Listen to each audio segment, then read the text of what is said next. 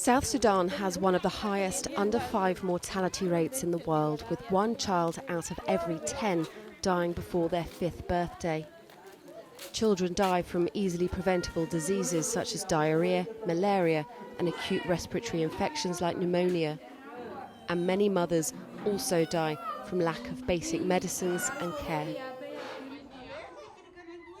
Malnutrition among children is a contributing factor that increases complications and the likelihood of children dying from these easily preventable illnesses.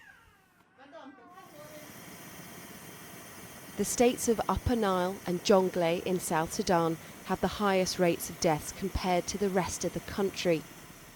These are the most remote regions in the country, and many people here have limited access to basic healthcare and medicines.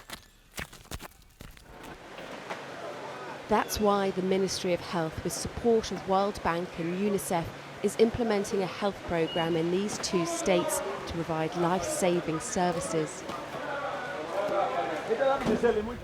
The programme provides an essential package of health services that includes support for vaccine storage and supplies, including cold chain materials and vaccines against measles and other common childhood illnesses.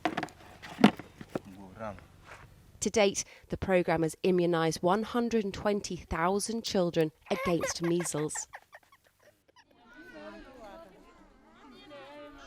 The $53.5 million project, which is funded by the World Bank, also focuses on COVID-19 vaccine deployment in the country.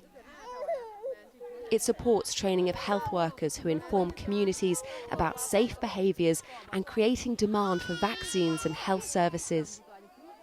This programme builds on the one that was initiated in 2018 to provide essential healthcare to the vulnerable populations in Upper Nile and Jonglei. The World Bank-supported project aids the provision of basic health supplies and medicines and supports vaccine transport and deployment. This includes the provision of critical equipment such as boats to deliver supplies to communities in hard-to-reach areas which are flooded for almost half the year. Since the programme was launched, it has helped to facilitate the delivery of 587 tonnes of medical supplies and medicines. Considering the remoteness of these regions and the lack of infrastructure, interpersonal communication by community mobilisers and health professionals is the only way to reach these women and children. The project provides training on basic healthcare and detection of common illnesses, and a large component of it focuses on antenatal care and advice to expectant mothers. To date, the programme has provided antenatal care services to more than 50,000 pregnant women in Upper Nile and Jonglei states.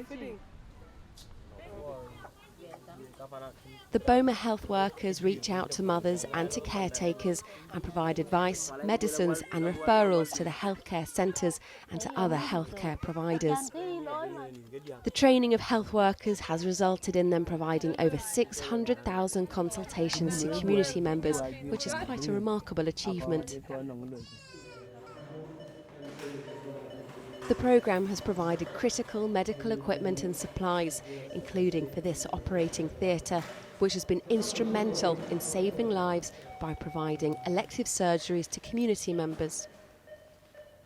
This has helped to save many lives of men, women and children, and also provides emergency obstetric care to expecting mothers who are brought to the hospital. These facilities and the trained healthcare professionals provide antenatal care and child health services and are helping to save many mothers and infants.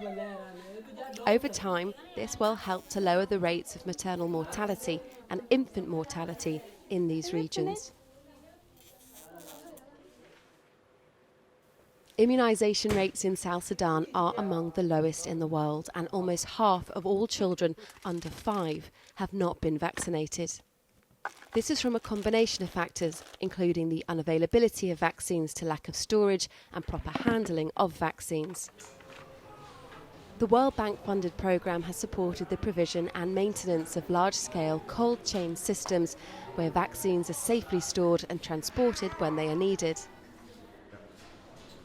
This vaccine storage and cold chain system has played a major role in increasing the immunisation rates by almost 50% in these two states since the programme was launched in 2018.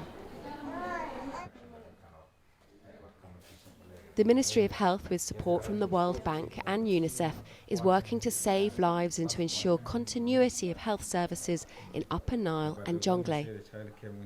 Although the programme is helping to change the lives of many, there is still a need for increased investment in the health sector and for building a broad coalition of partners to support health services in South Sudan.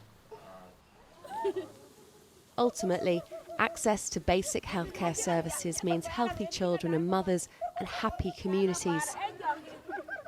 In time, this will enable South Sudan towards achieving its child and maternal health-related goals.